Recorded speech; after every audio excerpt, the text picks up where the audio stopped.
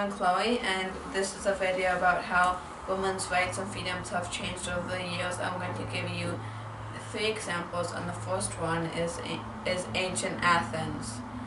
In ancient Athens, women couldn't vote and couldn't participate in government, but we could influence citizens, which are only males, because women couldn't be citizens.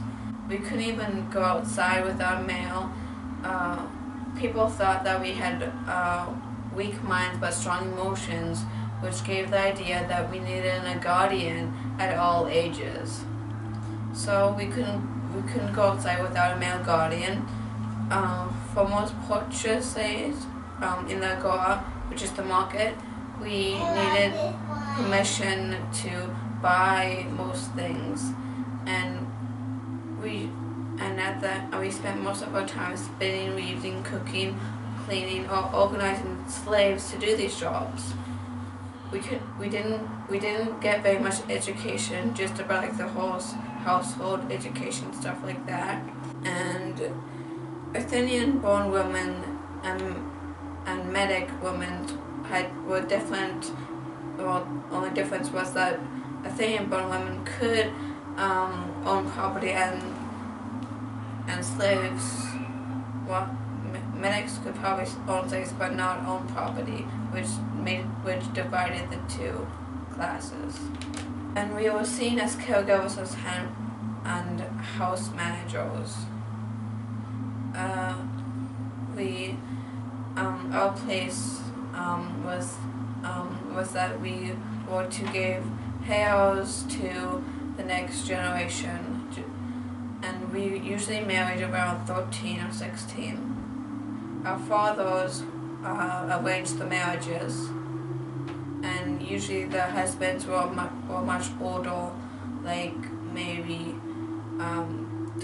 20 around 30.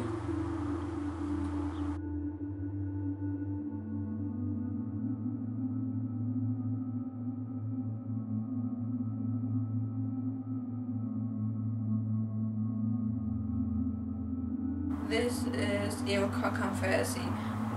We could get our voices heard by 2 ways. For clan mothers, we looked after their welfare, and we also advised the Hayanes, which are the chiefs. And if the Hayanes weren't doing their jobs, we could replace them. No one could really fire us, but we were advised by the women council and the men's council, in which is all the people in the clan, which wasn't a Hayane or the clan mother. The clan mother title was heritage, in which we gave the title to one of our female relatives. Clan mothers were usually like elders. Can participate in government, obviously. We could make choices. And for the women council, we looked after the kids, but also did the men. So like it was kind of like today, like where like both parents helped raise the kids, and so it wasn't only the girl's job as with ancient Athens.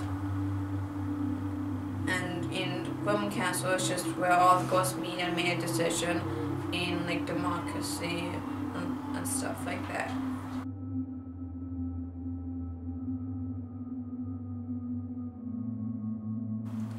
So I brought my mom here to get first-hand answers about us like being a Canadian woman.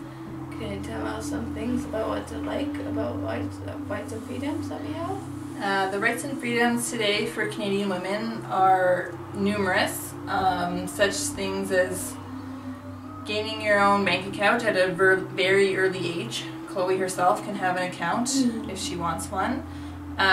Going to school, learning to drive, getting married and choosing your own spouse, so it's not picked for you, and if it doesn't work out I can also get divorced. Other things are voting and getting involved in politics, running if I was to choose to do so, Simple things like going out for a walk on my own, or shopping and being able to do it on my own, out of my own account. I can go anywhere. I can do anything. As long as you're not a criminal. Well, yeah, that's true. If I was a criminal, I would be restricted in a different way. My freedoms would be somewhat shortened, traveling to the States and other countries. But for the most part, for those good Canadian citizens, we are as free as anyone. As free as a board. Well, that's as free. I can't fly. But, you know, it comes close. Comes real close. Do you levitate? No.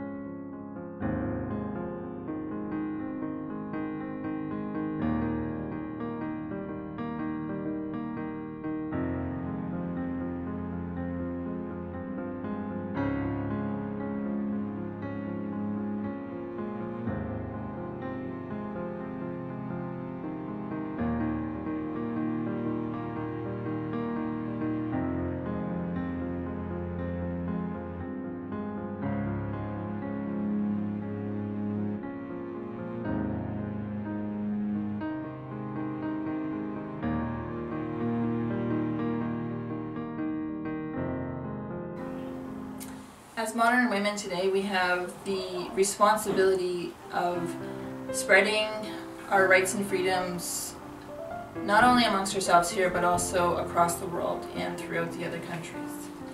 How do we make that happen? We can best make that happen through using the power of the vote and voting in those leaders who are best able to help other women in other countries ensure that they can learn to drive and go to school without fear of being shot, such as Malala was. 2016 in the States, we have a very good chance of getting our first female president, so things like that would probably push power for women's rights and letting other women see the power that we have and the right we have in equality in making these things happen in our world today. So guys, vote! Go power! Vote.